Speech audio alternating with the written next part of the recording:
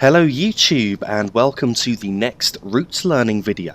On today's video we're going to be revisiting the South London network, and I'm going to be driving the Armstrong Powerhouse Class 456 between East Croydon and London Bridge on a stopping service, which is a distance of just under 10¼ miles. Along the way we will be calling at Norwood Junction, Anerley, Penge West, Sydenham, Forest Hill, Honor Oak Park, Brockley, New Crossgate, and finally London Bridge. I have previously made a video on the South London network covering the journey between East Croydon and London Bridge. In fact, it was my first video on this route. However, that was on a fast service in a Class 171. This scenario actually came with the Class 456, and it is called APC 456 1539 Caterham to London Bridge. And the reason why I've chosen this scenario is because I've recently upgraded the PC and I've managed to turn the graphics settings up a lot higher and get far better performance than I've ever managed to get before. And I just felt that the scenario was set at the right time of day in the right season and just looked really good. And so I've chosen this, and of course it's a stopping service, so there's braking points to learn on this journey which weren't mentioned on the previous journey in this direction. The Class 456 was built by Brell York between 1990 and 1991 and has been in service since the 30th of September 1991.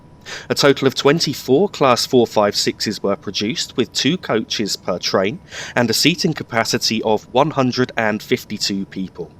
The total weight of the train is 72.5 tonnes, and the train has a power output of 500 horsepower, giving a maximum speed of 75 miles per hour.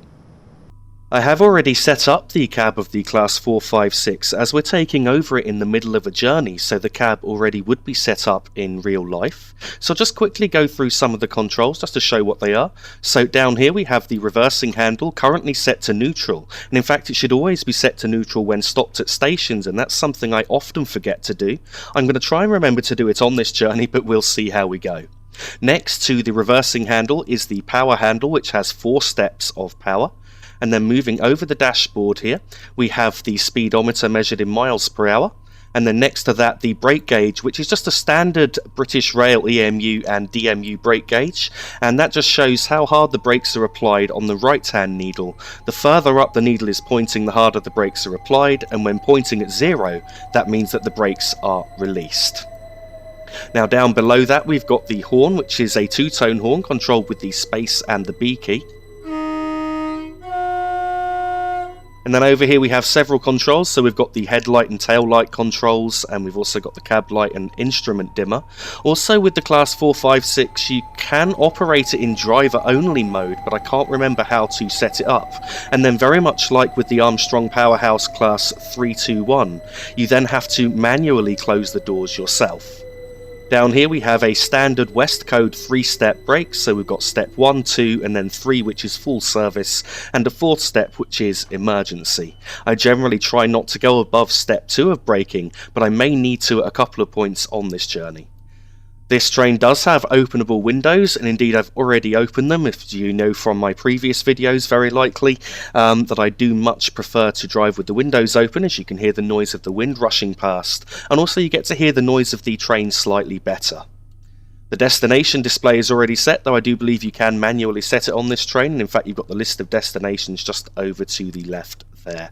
So now that I've gone through the controls, we're pretty much ready to depart.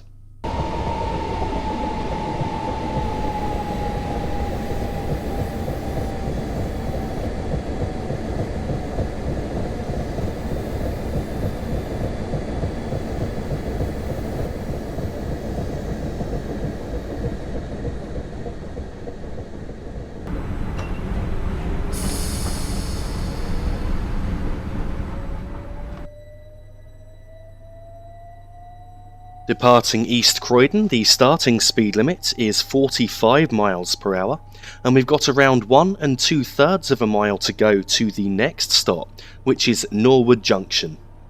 And you'll notice on departure here that we've got already a diverging route aspect, indicating that we'll be turning off this route soon onto the line towards Norwood Junction.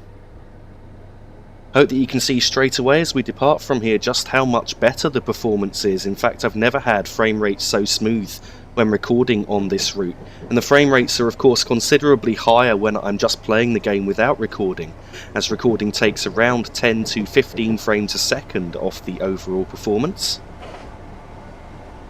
So I've got all of the graphics settings maxed except the texture quality, which is where I've discovered an actual limitation within Train Simulator itself, which is that if I turn the texture quality up too high on certain very intensive scenarios with very busy AI traffic patterns, unfortunately the program will crash and generate the dreaded dump message. And so it's not the PC which seems to be able to handle this fairly well, but it does seem to be that the game itself just can't handle the extra high texture settings when there's so many trains in a particular scenario. So the speed limit did just drop to 40 miles per hour, and now that we're turning off here, we're going downhill on a 1 in 57 downward gradient. And so I've got the brakes in step 1 here because in a moment the speed limit will be dropping to 30 miles per hour. And so I'm just making sure that we slow down to that in time now, and the speed limit has now dropped to 30 and we're doing 30. So I'm going to release the brakes in a moment as the gradient has now levelled out. I'm just going to allow the train to coast towards Norwood Junction station. In fact, I'm just going to give it a tiny bit more speed to bring us back up to 30 there. And now just idle the power and I should be able to coast all of the way into Norwood Junction station. I would also just like to take this moment to apologise. It's been a couple of weeks since I was last able to get a video up onto the channel, and it's just because I've started university recently, and then I also went through the PC upgrade last weekend. And I had some problems with that, which delayed it a bit. Indeed, I ordered an Intel Core i7 4790K processor from Amazon, which is the processor I am now using, and when it arrived in a factory sealed box which clearly said Intel Core i7 on it, but the processor that was in the box was an Intel Celeron, which is just about the worst processor you can get for a gaming PC. And so Amazon kindly sent me a replacement, and that was also a Celeron in an Intel Core i7 box. In the end, it wasn't until Monday that I was finally able to actually get my hands on the processor that I'd originally ordered. And so this is Norwood Junction station. I'm just slowing down here. There is a 4-coach stop sign coming up on the left-hand side, although the doors will open for the platform on the right just here.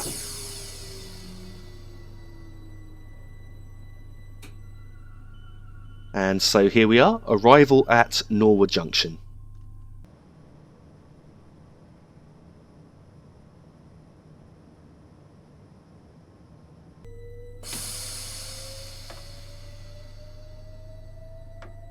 Departing Norwood Junction, the starting speed limit is 60 miles per hour, and we've got just over a mile to go to the next stop, which is Anerley.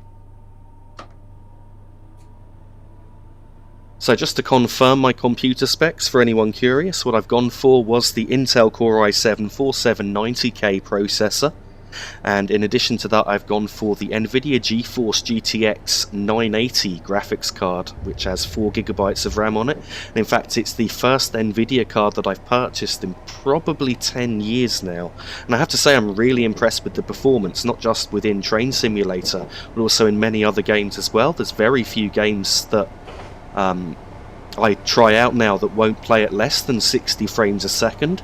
Unfortunately, Train Simulator is one of them on certain routes, and indeed on the East Coast Mainline South I still had a drop as low as 13 at one point, again pointing really towards the limitations within Train Simulator itself. The line now diverging to the left is the line towards Crystal Palace, and the line going over the top is the line to Beckenham Junction, and also the line from Crystal Palace which joined on the right hand side. So as you can see just here, I have experienced a frame rate drop, and they will intermittently happen, but on the whole the performance is a lot better than it was before, and I'm even using a much higher setting of anti-aliasing, which is the second highest which is available. So I've just idled the power at the AWS ramp there, and I'm now braking just before the signal as the station at Anerley is just coming up just ahead.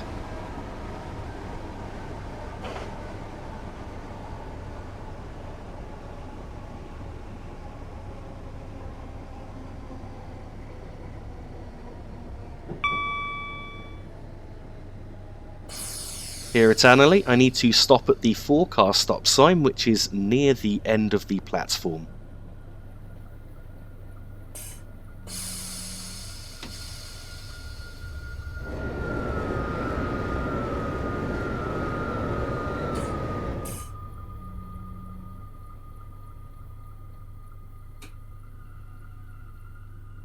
And so here we are, arrival at Anerley.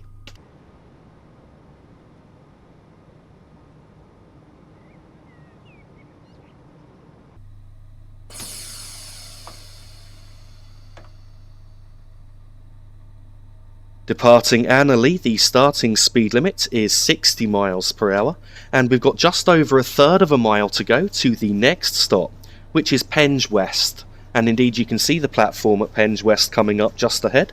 So I'm not going to go any faster than 30 miles per hour between these two stops, and as we reach 30 in a moment, I'm then going to idle the power and allow the train to coast.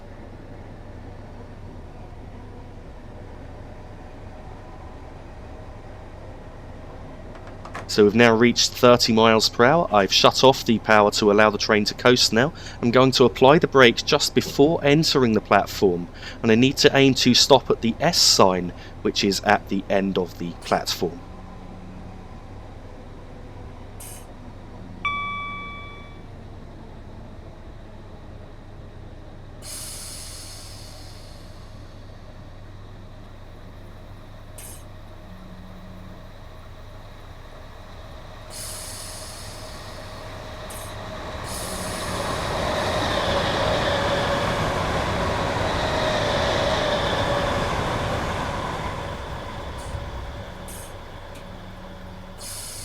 And so here we are, arrival at Penge West.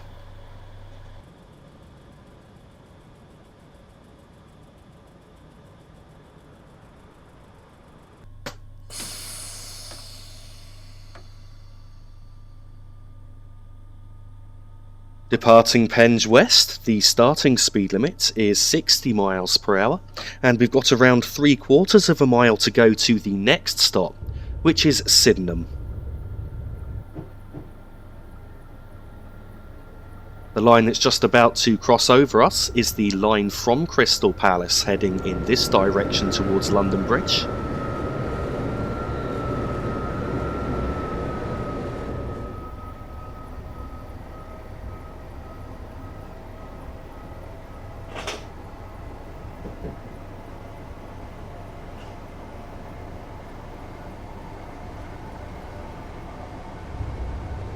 So just to say that after this video on the South London network, I am planning to make quite a few more videos in the coming weeks, including covering some journeys which the computer was previously struggling with. I feel that they should be able to run a lot better than they did before, and I should be able to get some good videos on them. I've just shut off the power at this point. I'm just about to apply the brakes as we cross this point, which is also for the route from Crystal Palace, as the station here is just coming up. I need to aim to stop at the four-car stop sign, which is around halfway along the platform.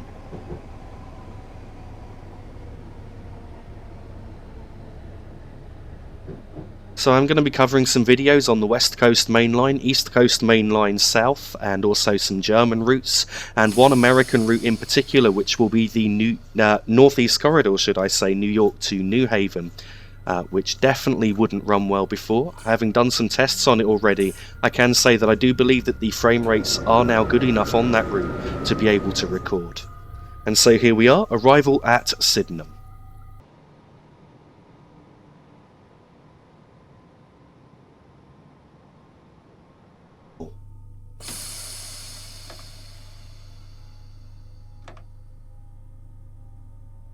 Departing Sydenham, the starting speed limit is 60 miles per hour, and we've got just over 3/4 of a mile to go to the next stop, which is Forest Hill.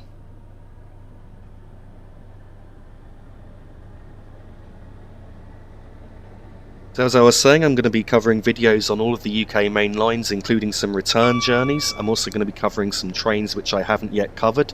The Class 86 is one in particular that's been requested by a few people, and so I'm planning to make a video in that on the Great Eastern Main Line.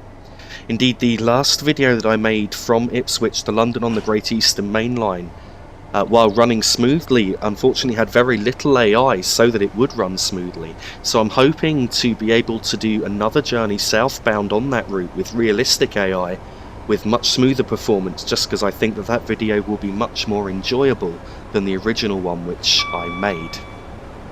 I'm now idling the power at this point, as we are now getting close to Forest Hill.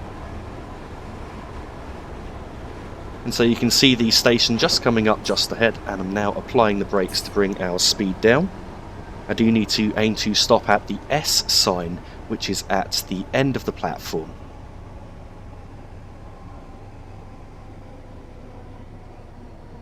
I do also plan on making a video on the London to Brighton route at some point as well, which on the southbound run on the slow line. Again, I think that's going to look far better than before.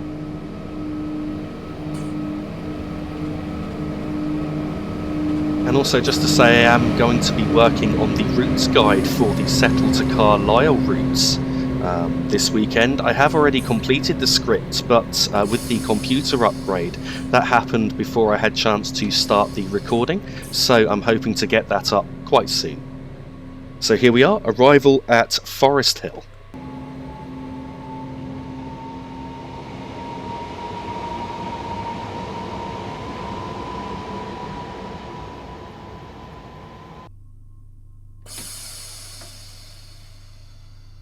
Departing Forest Hill, the starting speed limit is 60 miles per hour, and once again we've got just over 3/4 of a mile to go to the next stop, which is Honour Oak Park.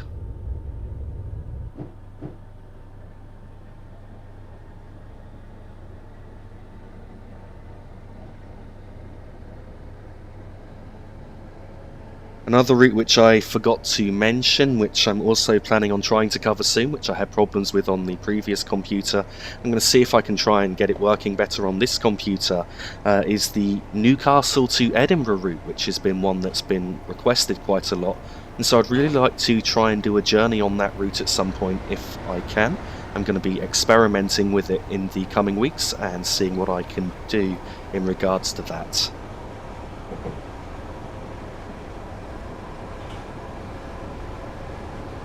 And once again, idling at the AWS ramp as the station is coming up just ahead. And in fact, you can see the platforms now coming up just after the overbridge there.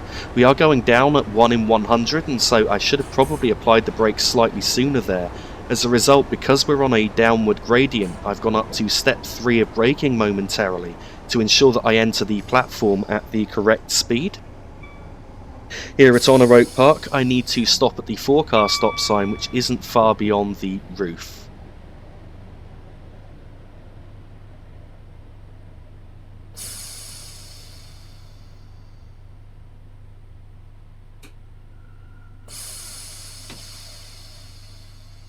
And here we are, arrival at Honour Oak Park.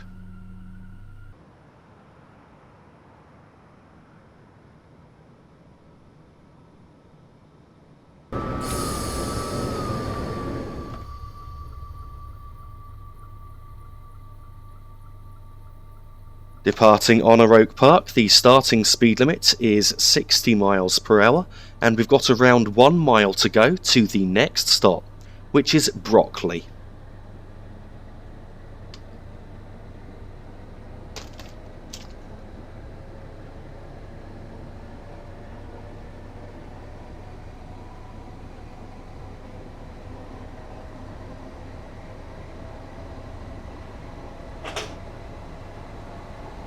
Another thing that I'd like to do now that I've got this new PC is consider diversifying into other games. As I mentioned before, I'd like to cover a series of sort of the history of train simulation. But in addition to that, I'd just like to try and find other train related games that people may find interesting to see if I can make some videos in them. So I'm going to see research that and see what I can do in regards to that, and just see if I think that would be a good idea or not. I've now idled the power as we're doing just over 50 miles per hour, and we are now getting close to Brockley station. I need to brake around the area of this AWS ramp here, and so I'm just applying the brakes now to bring the speed down. Due to the downward gradient, I'm once again having to use harder braking than I would do normally, so I have gone up to step 3 of braking to ensure that I can slow down in time for entering the platform. And here at Brockley, I need to stop at the S sign at the end of the platform. So as I was saying, I'd like to see if I can cover other train-related games on this channel. I don't think I'd like to ever cover a game on this channel that wasn't related to railways, just because that's the theme of the channel, with the name and everything. But I would consider making videos in other games or programs, such as maybe Flight Simulator in the future. I'm not sure yet, but if I was to do that, that would be on an alternate channel, rather than on this channel, to try and keep both of them separate.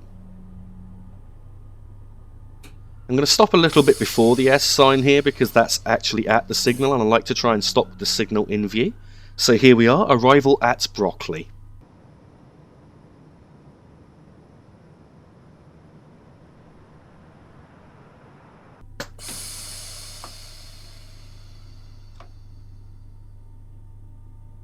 Departing Brockley, the starting speed limit is 60 miles per hour, and we've got around 3/4 of a mile to go to the next stop, which is New Crossgate.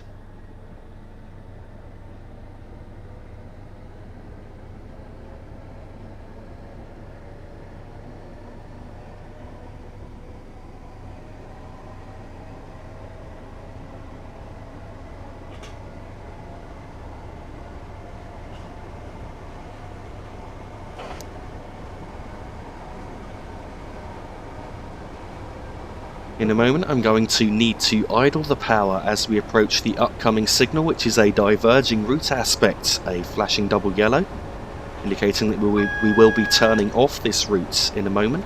And so I'm idling the power at this point now, and I'm now going to apply the brakes up to step 2. In fact, I've gone up to step 3 by mistake there, so I've just pulled back to step 2 now, and that should bring our speed down quite nicely. As we approach New Crossgate station, the gradient is finally levelling out from the 1 in 100 down gradient that we've been on since Forest Hill. And here at New Crossgate, I need to aim to stop at the forecast sign, which is around halfway along the platform.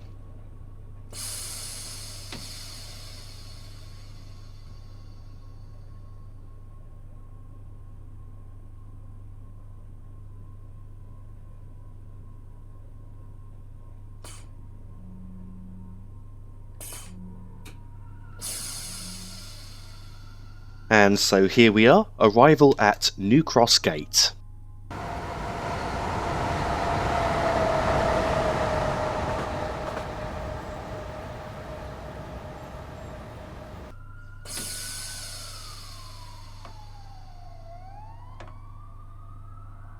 Departing New Crossgate, the starting speed limit is 60 miles per hour, and we've got around 2 3/4 miles to go to the next and final stop, which is London Bridge.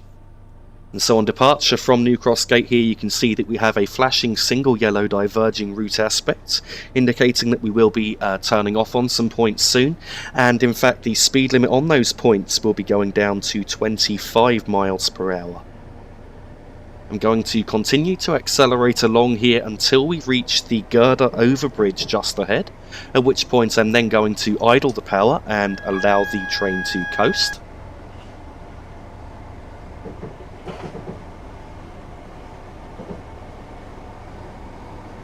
The line crossing on the girder overbridge is part of the London Overground route, and that will head towards Surrey Quays.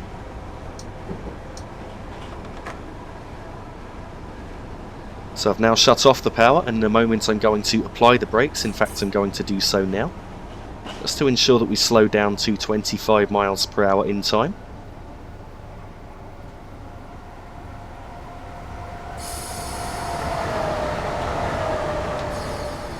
Looks like I slowed down just slightly too early there, but the 25 limit is coming up on these points just ahead now.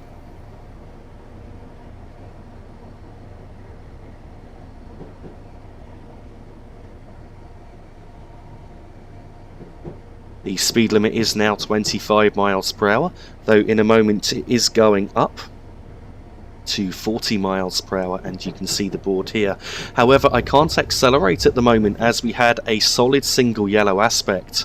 Although I'm certain that the next signal will be clear, and it was in fact just due to the junction, I have to drive with caution until I can see the next signal. I can now see the next signal, and I can see that it is displaying a green aspect, so I'm now going to accelerate up towards 40 miles per hour.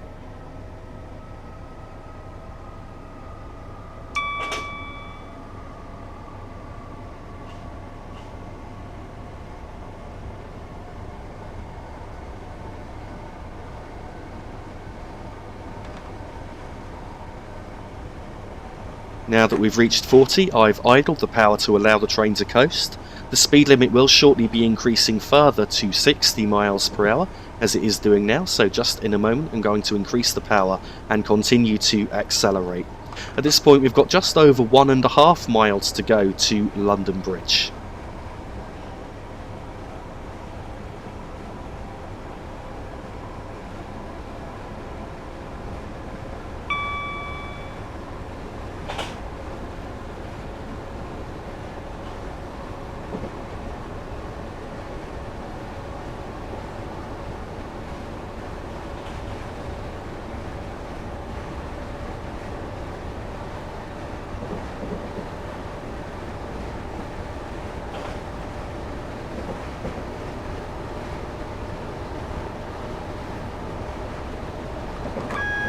We've now got a diverging route aspect, and indeed I'm going to apply the brakes now. On the diverging route the speed limit will be dropping to 25 miles per hour. And then just after crossing the points the speed limit will be dropping further down to 20 miles per hour.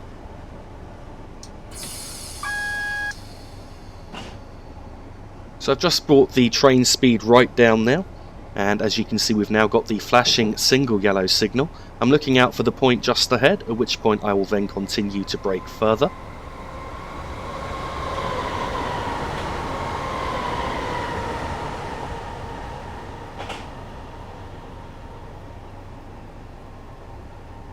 And so just after this single yellow is where the speed limit is dropping to 25 miles per hour. However, you can see the signals are very close together here. And you can see that the signal just afterwards, in fact all of the signals on that gantry in the direction we're heading are all displaying a red aspect. So I've now got to slow down and stop at that signal, though I believe it may be the case that the signal is actually stuck at red.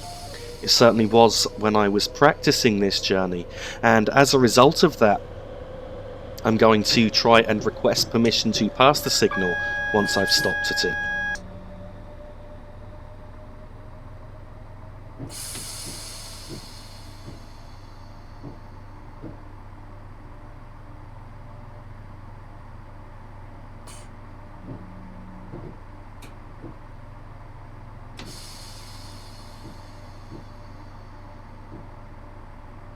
As you can see, the speed limit just after this signal is dropping to 20 miles per hour, which will be the speed limit for the remainder of the journey into London Bridge. And so now I've reached the signal, I'm going to press tab to request permission to pass. And the permission has been granted.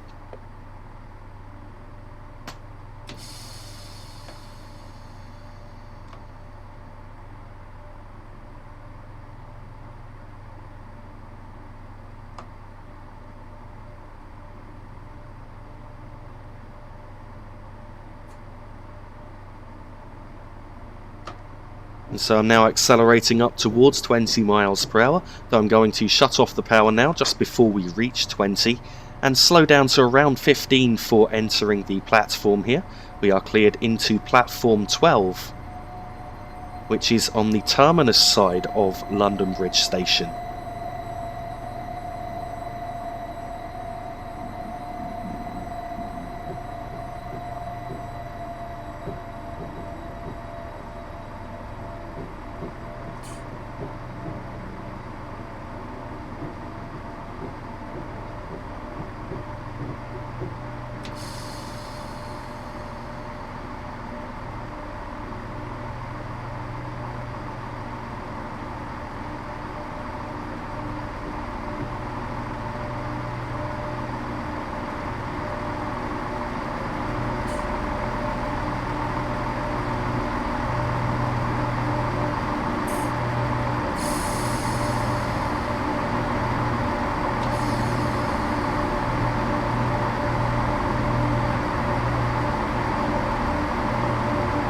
just bringing the speed down gently now towards 0 as we get towards the buffers here.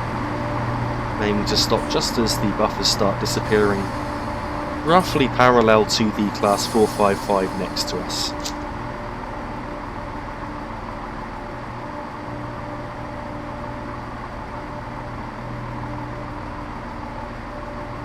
I did slow down just slightly too early there, so I'm just crawling towards the buffers here, and so now this should be about the right place to stop. Thank you very much for watching this video. I really do hope that you've enjoyed it, and I really do hope that you've also been able to see just how much better the performance is and how much better the graphics look on Train Simulator now with the new PC. Please don't forget to like and subscribe. And also for the latest updates, please don't forget that you can find me on Facebook, the link of which is in the description of this video. And also, I'd just like to also say thank you to all of my Patreon supporters who've been supporting me. The funds that I've raised from that did help to go towards the new computer, which I'm really appreciative for.